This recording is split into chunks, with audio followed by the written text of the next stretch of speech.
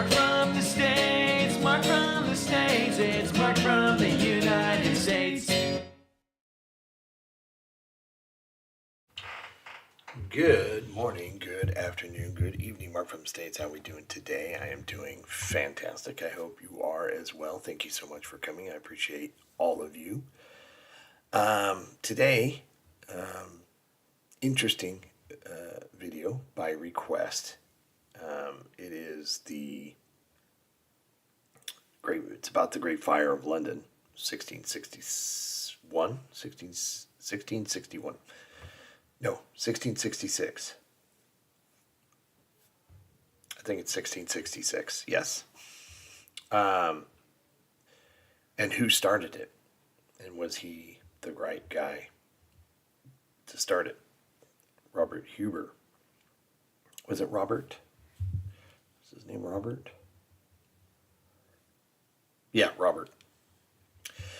I'm sure this was requested because of what's going on here near me. A lot of you have sent me emails, send me your well wishes, your concerns, and see how I'm doing. I appreciate all that. I'm good. The fire, while about 15 miles, 20 miles from me south, is still really far away. So we're no immediate danger or anything like that. Now, if the winds pick back up, the thing can go so fast, and that has been the problem. When the fire started in the Palisades, Pacific Palisades, which is just outside of, it's right next to Santa Monica on the coast, the winds were blowing so hard and so fast, and some gusts up to 100 miles an hour. And these are the Santa Ana winds that I'm referring to, and these are wind events that come from the desert out to the ocean. So they're just ferocious winds, and they go so fast, and you just can't contain a fire if it starts. It just hops. Boom, boom, boom, boom. The embers fly, and you're just following it, right? And you can't get ahead of it. It's impossible, and it causes so much devastation, and it's just wiped out all of Pacific Palisades, which is a real kind of affluent area. It's multi-million-dollar homes. A lot of high-profile people live up there. And a lot of not high-profile people live up there as well. And it's devastating seeing these, hundreds and hundreds of homes burned and buildings burned to the ground. And you just there's no warning. It just gotta go and run. And there's only one way in, one way out, so traffic backs up if you're in a car trying to leave by car. People just left their cars in the road and ran down the hill towards the ocean, and it's devastating. And meanwhile, then another fire starts outside of Pasadena in a place called Altadena, and that has devastated that area. And I think that we've had 5 people lose their life. And the winds are just blowing so hard you can't stop it, and there's just no end in sight. Then last night, the winds luckily kind of subside a little bit, and a fire starts in the Hollywood Hills, which is right above Hollywood Boulevard, next to the Hollywood Bowl. You can only imagine. There's literally only one way in, one way out there as well, and the streets are so windy and narrow, getting fire trucks up there is next to impossible. Because people will park on the side, and there's only room for one vehicle to pass, and those are cars. It's hard. Imagine a big fire truck. It's just, so getting up there is just nuts. Luckily, the wind has kind of really subsided, and so the fire somewhat has been just kind of centralized right there and hasn't hopped from hilltop to hilltop. Another one started as I was going to bed last night in Studio City, couple homes were burning, and as I woke up this morning, there's another one. And God, I didn't see exactly where, Lido or something like that, which is more southern, inland, I believe. But it's just crazy. Now, back in 2017, we had the fire here in Ventura called the Thomas Fire, and you could certainly look that up, and it decimated our hillside of our town and went all the way up to Santa Barbara and started a couple towns over from us, and it just happens so fast. I had to go up and evacuate my parents because I had heard the fire and jumped hills and made it to Ventura, and it was literally, when we got up there, I got my parents out. They came down to my house, which I live down lower, and like within an hour, their neighborhoods were all up in flames, and 90% of each neighborhood it touched burnt to the ground. And it's just amazing seeing just pockets of, the whole street is burned. Every house on that street except one survived. It's just how, and my parents was one of those homes that survived. They sat a little bit lower. Their neighbors had houses that were a little higher, and the fires hit their houses, and the wind was blowing so hard, just blew the embers right on over their house onto the next house on the other side. Truly remarkable that it actually survived. I remember my oldest son Damien, and he was living here in Ventura at the time. We'd go up there to my parents' house and just sit on the roof with a garden hose. And every time an ember would fly down, we sat up there for like 5 hours that first night and just allowed every time an ember fell into some brush, we would hose it. It was just crazy seeing the neighborhood just like that. It was wild. But so I understand how that fire acted the way it did. It's a scary thing. But with these fires, I'm not in any danger. You do see the smoke. Smoke has obviously gotten to us, and so the air quality has gotten worse. But holy moly, it's brutal. But thank you to everyone who's reached out, and it's Pacific Palisades. So you have LA proper, then you have Santa Monica, then you have Pacific Palisades. This is going north along the coast, Pacific Palisades. Then you'll have Malibu. Then you'll have Ventura County, which is the county I live in. And, then we're up the coast more. But so it's still pretty far away. But if the winds kick back up, which they may do tomorrow or so, the things can start right back up and move so quickly. And then the concern is when it does rain, we're threats of mudslides. So it's just a never-ending thing. It's brutal. But thank you. Thank you to all of you who've reached out. And I pray for all those people who are affected by this, and pray for the firemen and firewomen who are just, putting their lives on the line. It's just crazy, absolutely crazy. But so, of course, naturally, this video would be suggested, and I don't know if I've ever done a video on the Great Fire of London.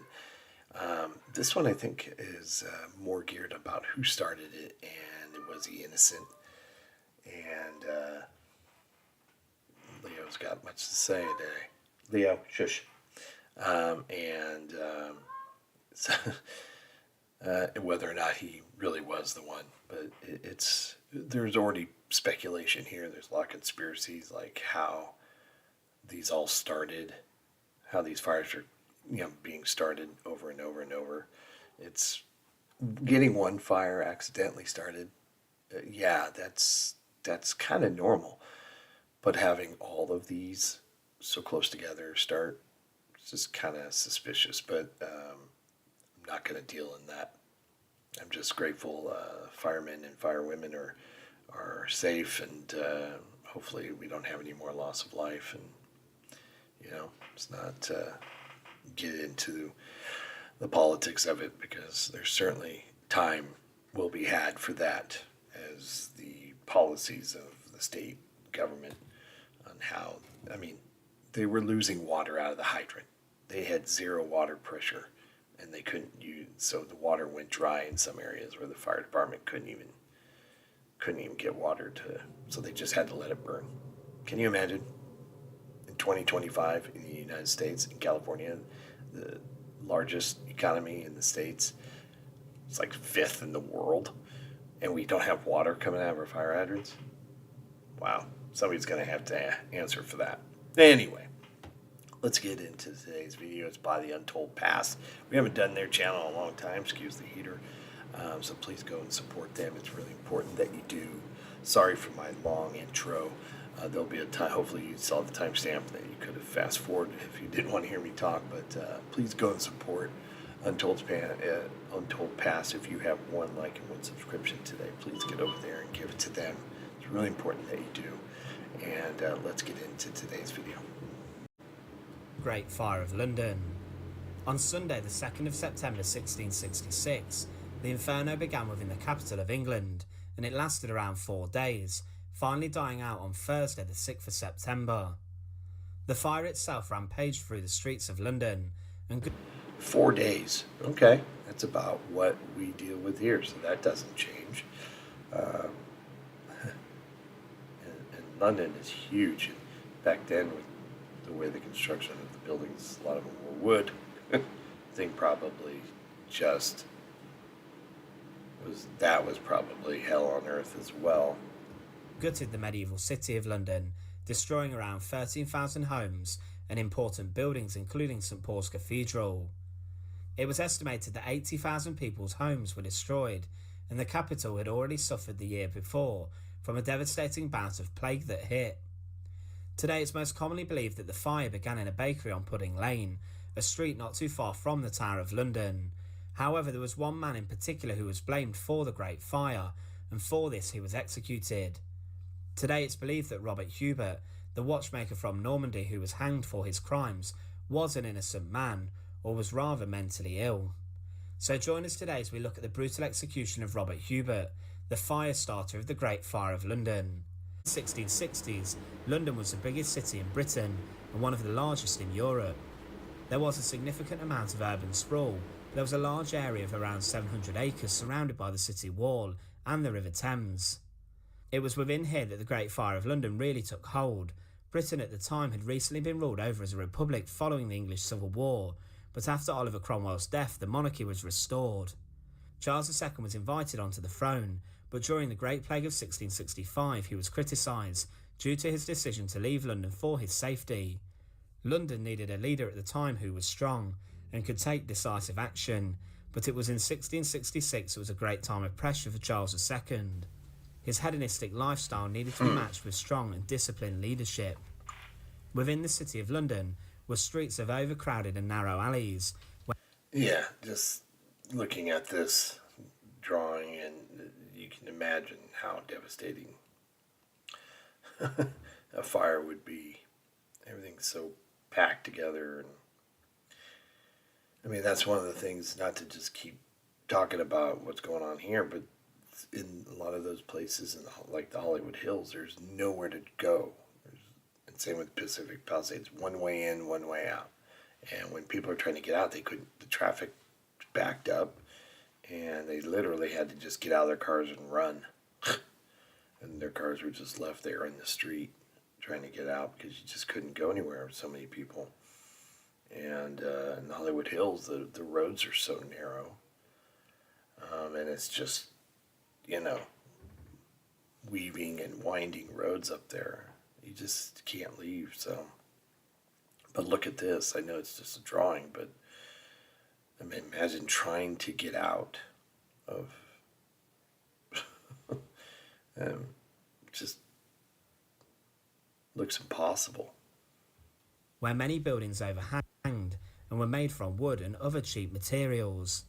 People at the time were not as aware as they could have been about the dangers of fire, and many of the buildings had been covered in pitch, a flammable substance. Oh, jeez. The close proximity of the buildings and the overcrowding nature of the city also allowed London to become a perfect place for a fire to take hold, as some houses were even touching. The summer of 1666 was also very long and dry, and the city possibly suffered from a drought. Water was rather scarce, and the wood on the houses had dried out, making them easily to ignite, and also along with this there was no official fire brigade. The fire broke out at Thomas Farriner's bakery situated on Pudding Lane shortly after midnight on Sunday the 2nd of September 1666. Pudding Lane itself is a rather small street that can be found between East Cheap and Thames Street within the City of London. Farriner's bakery stood opposite a monument which today commemorates a great fire. Fires within cities were rather common, but after the blaze began at Farriner's bakery, the decision was made to demolish houses to prevent the spread. The Lord Mayor of London, Sir Thomas Bloodworth, was fetched, and he gave his permission, but he refused as many of the owners of these particular houses could not be found as their properties were rented. Memorial to the Great Fire. Huh. Pudding Lane. That's wild. So they tried to get people out, but they couldn't find the owners because a lot of them were rented, and is how I'm understanding. They so to demolish them ahead of the fire, which is actually, you gotta create that fire break. So it's actually a good plan of action there, but looking for the owners. They're never there because they're renting it out to other people to get permission. That's sounds familiar. Wow. If the mayor would have made the decision to demolish, then it's likely that the fire would have been very contained and would not have spread. Famous diarist Samuel Pepys was even warned that night of the fire, but he did not seem too concerned by it. However, in the morning he viewed the fire from a turret nearby. At this stage on the Sunday morning, from a turret. I thought he was on the River Thames watching it. 300 houses had been destroyed, and the fire had reached the banks of the River Thames. Because of the high winds, the fire continued to spread, and many people left London for their safety, taking their belongings, which led to roads being jammed. As Monday the 3rd of September began, the fire was travelling north and west, pushed by the winds, and it even torched houses on London Bridge, which worried many that it would spread to the south side of the river. That's the thing. Even we have the winds, you have the winds with these fires, but the fire itself creates its own wind storm, which is just science, but it's just horrifying. The fire rampaged through the bankers' houses on Lombard Street, as well as taking out the Royal Exchange and many more shops on Cheapside. The devastation was growing, as was suspicion about who began the inferno. Accusations began to turn towards Catholics, and there were stories of foreign spies who were allegedly seen throwing fireballs onto houses. On Monday there was a degree of organised firefighting initiated, and Charles II placed his brother, James the Duke of York, in charge of operations. Charles himself ordered demolitions, and through their actions they won the favour and admiration of the people. On Tuesday the 4th of September the devastation was incredibly severe. Posts were set up to supposedly stop the fire, but this did not happen. The fire jumped across the River Fleet, flanking the firefighters, and Cheapside was laid to waste, but St Paul's Cathedral, which was seen as a safe haven and a site of refuge, was next to become engulfed. Many of the crypts had been stocked full of goods and important books. However, quickly the fire took St Paul's and the cathedral was destroyed. It was on Tuesday that the fire spread east towards the Tower of London, which had been filled with tons of gunpowder, and should the fire have hit the Royal Palace, it would have been blown to smithereens. However, the fire breaks worked there. On Wednesday the wind did drop, and London was left in ruins. The fire had died down, but there was still a manner of smaller fires burning. These were extinguished on a Sunday as the rain fell. However, thousands have been left homeless. In the aftermath of the fire, the price of bread rose, and there was a great fear amongst the victims of foreign terrorists and an invasion. A rumour also began about an invasion from the French and Dutch, and this sparked a mob to rise up looking to murder foreigners and pillage whatever they could. It was clear a full-scale rebellion inside the capital was about to happen, and people wanted answers. people in London began to look for scapegoats, and one of them was a watchmaker from France named Robert Hubert. It was claimed within London that Robert Hubert was actually a Catholic spy working on behalf of the Pope, and that he had been sent to start the Great Fire of London. In the years previously, the Church of England had been restored, which was now mostly Protestant, so this anti-Catholic sentiment was born from this. Gotcha. Robert Hubert was arrested at Romford after the fire and was allegedly held on suspicion of attempting to flee the city. The belief at the time was that the fire began at Thomas Farriner's bakery, but it was alleged that Robert Hubert had firebombed the bakery, producing a fireball and throwing it through a window. It was claimed that he could have thrown a grenade or a Molotov-style device into the open window. When Hubert was questioned, he confessed to setting fire to the bakery and claimed to have worked with accomplices to sabotage the effort to extinguish the fire. Hubert, however, was never really the most convincing. He was a man who, considered by today's standards, would have been considered mentally ill, and it's assumed today that he assumed guilt in order to impress people and feel liked. That's been going on apparently for centuries. You know, anybody who sits in, not saying he did it, probably didn't. Maybe he did. Who knows? I'll have probably a better idea at the end. But people who have a fascination with fire or start fires, you know, on purpose, yes, they're going to have some mental problems. You generally don't have a sane person wanting to do these terrible things. It's just like when it comes to, you know, these mass events, the person who's doing it is generally under some serious duress mentally.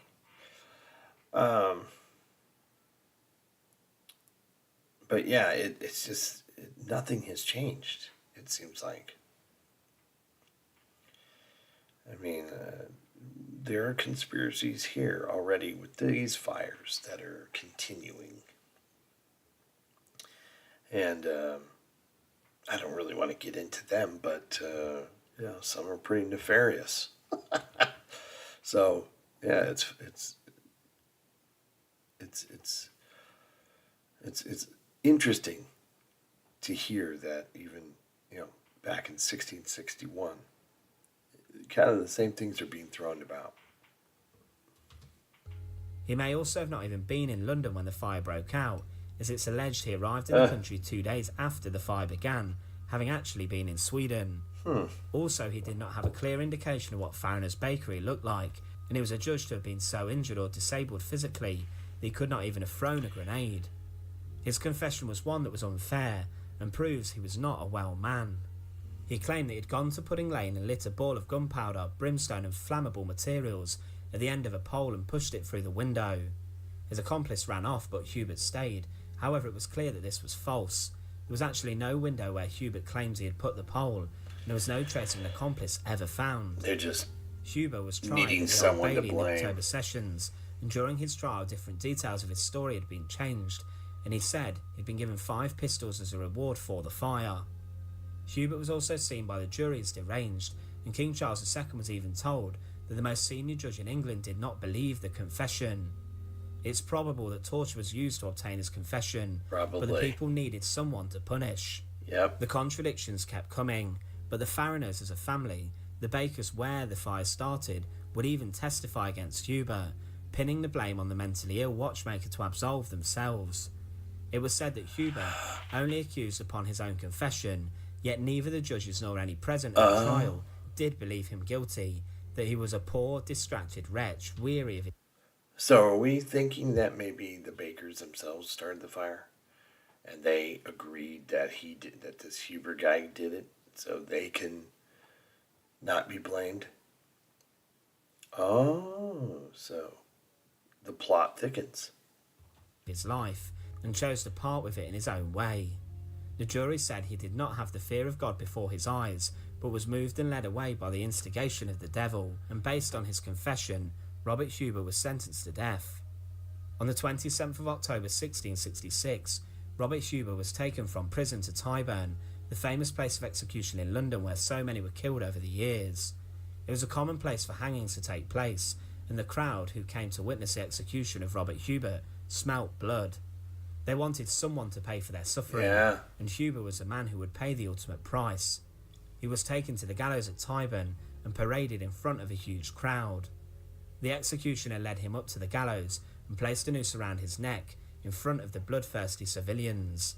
The executioner then hanged Robert Hubert in front of the crowd, where the man struggled for a number of minutes before he was declared dead.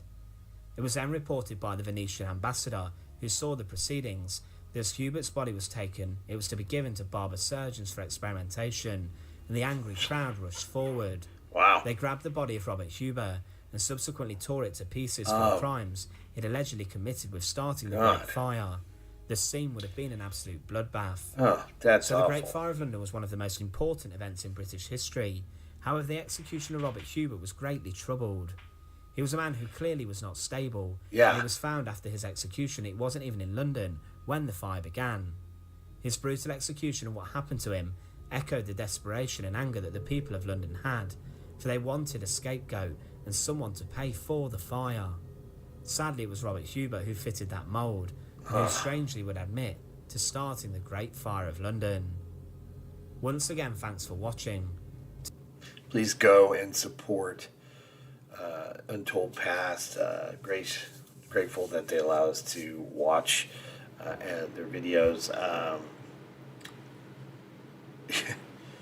That is crazy.